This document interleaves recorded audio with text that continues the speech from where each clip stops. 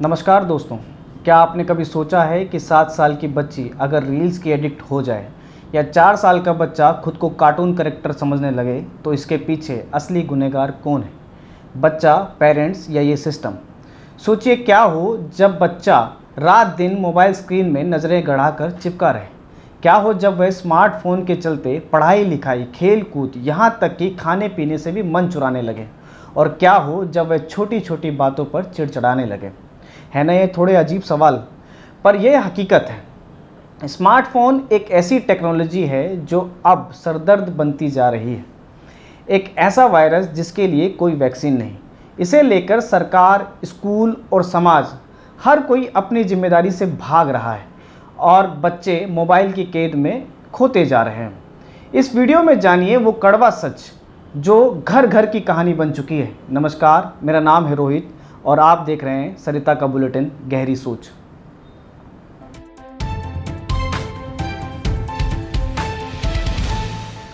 आज यदि पेरेंट्स से उनकी टॉप 5 दिक्कतों के बारे में पूछा जाए तो पहले या दूसरे नंबर पर बच्चों में मोबाइल एडिक्शन की समस्या सामने आएगी, जिसका वाकई में कोई समाधान दिखाई नहीं देता।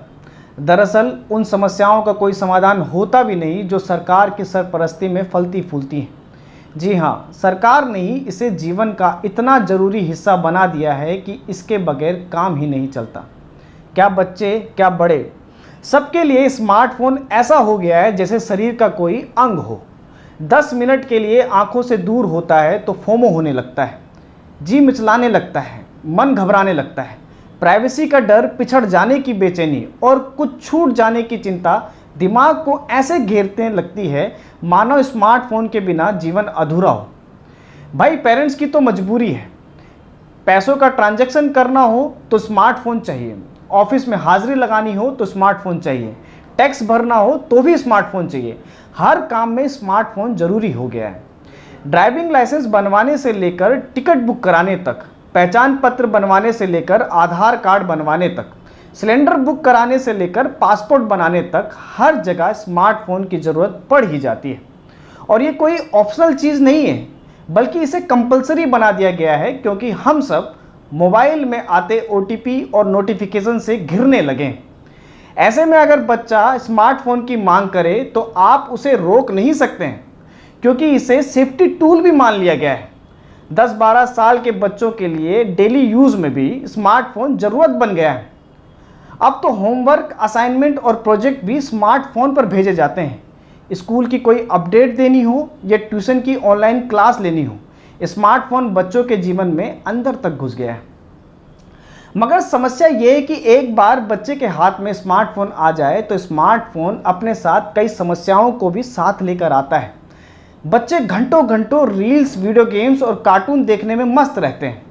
आज सोशल मीडिया पर एडल्ट कंटेंट से लेकर हिंसा से भरे गेम्स और कार्टून की भरमार है।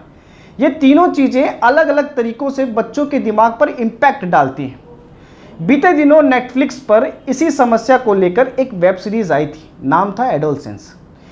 इसमें दिखाया गया है कि कैसे टीनेज बच्चे सोशल मीडिया और इंटरनेट को ही असली दुनिया मान बैठे हैं। कुछ बच्चे साइबर बुलिंग के शिकार हो रहे हैं, वे अपने लुक्स को लेकर इनसिक्योर हो रहे हैं और सोशल मीडिया पर पॉपुलैरिटी न मिलने से परेशान है। इस सीरीज़ में जेमी मिलर नाम का एक बच्चा सोशल मीडिया बुलिंग से तंग आकर अपनी क्लास की एक लड़की की हत्या कर देता है।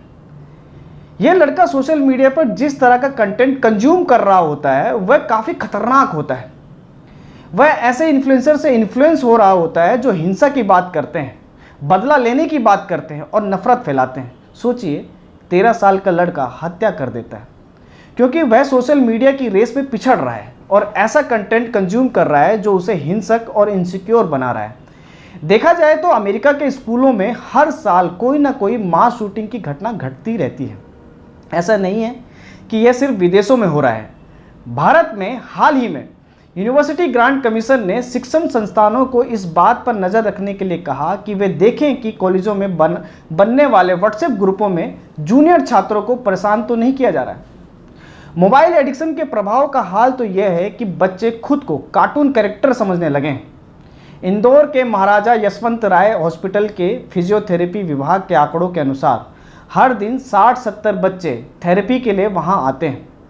वहीं हर महीने अस्पताल में लगभग 200 नए मामले पहुंच रहे हैं। इनमें रील्स और मोबाइल एडिक्शन की समस्या वाले बच्चों की भरमार है। आइए इनमें से कुछ मामलों पर एक नज़र डालते हैं। 7 साल की एक बच्ची को रील्स देखने की आदत लगी। जब उसके माता पिता ने उसे मनोचिकित्सक को दिखाया तो उसकी स्थिति गंभीर थी। वह चिड़चिड़ी हो गई थी, पूरे टाइम स्मार्टफोन से चिपकी रहती थी। इस आदत को छुड़वाने में पेरेंट्स को 4 से 5 महीने लग गए। ऐसे ही 9 महीने की एक बच्ची को उसका परिवार अस्पताल लेकर पहुंचा। मोबाइल एडिक्शन के चलते उस बच्ची में कंसंट्रेशन की कमी आने लगी थी। वह 30 सेकंड भी कंसंट्रेट नहीं कर पाती थी। इस दिक्कत को ठीक होने में 6 महीने से ऊपर का समय लगा। ऐसे ही 4 साल के लड़के को कार्टून कैरेक्टर की नकल करने की इतनी आदत लग गई कि वह हर समय उनकी आवाज़ निकालने लगा। बताया गया कि वह मोटू पतलू के किसी कैरेक्टर की आवाज़ निकालता था। वह खुद को भी वैसा ही समझने लगा था। पेरेंट्स उसे लेकर जब डॉक्टर के पास पहुंचे तो उन्हें थेरेपी के लिए भेजा गया। 3 महीने चली थेरेपी के बाद यह बच्चा समझ पाया कि वह और कार्टून कैरेक्टर दोनों अलग अलग हैं। दरअसल उन पेरेंट्स के बारे में कोई नहीं सोचता जिनका बच्चा मोबाइल एडिक्शन का शिकार हो जाता है, जिसे आजकल डॉक्टर डिजिटल ऑटिज्म कहने लगे हैं। इससे बच्चों में एकाग्रता की कमी आ रही है, वह हिंसक हो रहे हैं और अपनी पूरी नींद नहीं ले पा रहे हैं, वे पढ़ भी नहीं पा रहे हैं। ऐसे बच्चे मैदानी खेलों से भी बहुत दूर हो गए हैं। इस सब का ठिकरा पेरेंट्स के माथे पर मढ़ दिया जाता है, क्योंकि ऐसा करना सबसे आसान काम है। घर में अगर बच्चा मोबाइल इस्तेमाल कर रहा है तो कहा जाता है कि देखो, इसके माँ बाप ने इसकी आदत खराब कर रखी है, या कहा जाता है माँ बाप ही जब फ़ोन में लगे रहेंगे तो बच्चा भी वही सीखेगा। उन्हें पेरेंटिंग सीखने की सलाह दी जाती है। पेरेंट्स से कहा जाता है कि गलती आपकी ही है जो आपने अपने बच्चे को फ़ोन पकड़ा दिया, अब भुगतो। आयरनी यह है कि ये कहने वाले भी खुद इसी ट्रैप में कहीं फंसे हुए हैं। अब कौन बताए कि इसमें पेरेंट्स दोषी नहीं, बल्कि वे तो भुक्तभोगी हैं, विक्टिम हैं। असल दोषी तो सरकार है जो मोबाइल फ़ोन के इस्तेमाल पर जोर दे रही है। सरकार ने कहा कि आधार कार्ड के लिए स्मार्टफोन जरूरी है तो वे कम से कम 15-20 हज़ार रुपये का दक्षिणा मोबाइल फ़ोन बनाने वाली कंपनी की दान पेटी में डाल आते हैं, और फिर लगे हाथ टेलीकॉम कंपनी पीछे क्यों रहे।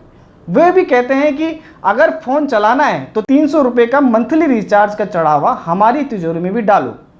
सरकार को इसका तगड़ा हिस्सा टैक्स की शक्ल में मिल जाता है। साल दर साल स्पेक्ट्रम शुल्क से सरकार को हजारों करोड़ की आमदनी होती है। इस मिली भगत से जो आम लोगों की जेब कुतर रही है, पेरेंट्स और बच्चों का फंसना सामान्य बात है। प्राइवेट स्कूलों ने भी डिजिटल एजुकेशन के नाम पर चांदी काटना शुरू कर दिया है। जाहिर है ऑनलाइन क्लासेस का दौर कोविड के बाद आया।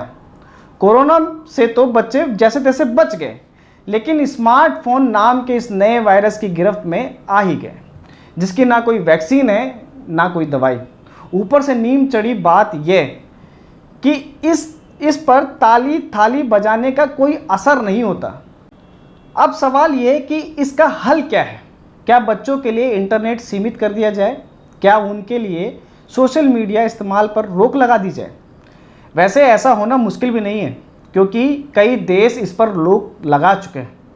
फ्रांस, इटली, अमेरिका, स्पेन, चीन, इजराइल, नीदरलैंड, डेनमार्क और स्वीडन सहित ऑस्ट्रेलिया जैसे देशों ने इस दिशा में आंशिक या सख्त कदम उठाए हैं। मगर भारत के स्कूलों में मोबाइल फ़ोन के इस्तेमाल को रोकता हुआ कोई कानून या नीति अभी तक नहीं बनी है। स्कूल ही अपने स्तर पर स्मार्टफोन पर रोक लगा दें तो लगा दें, वरना कोई पूछने या टोकने वाला नहीं। देखा जाए तो इस समस्या की असल जिम्मेदार सरकार ही है, जिसे अपने देश के भविष्य से कोई सरोकार नहीं।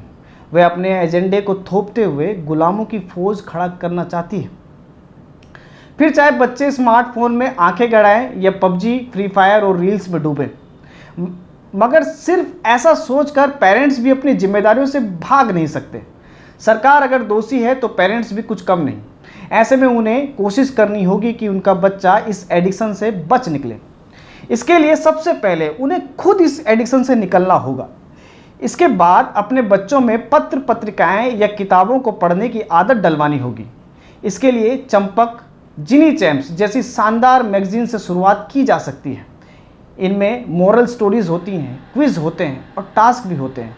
जो ओवरऑल बच्चों की ब्रेन ग्रोथ में मदद करते हैं, क्योंकि पढ़ेगा देश तभी तो बढ़ेगा देश। नमस्कार, उम्मीद करता हूँ ये जानकारी आपको अच्छी लगी होगी। ऐसी ही और जानकारियों को डिटेल में जानने के लिए चैनल को सब्सक्राइब करें।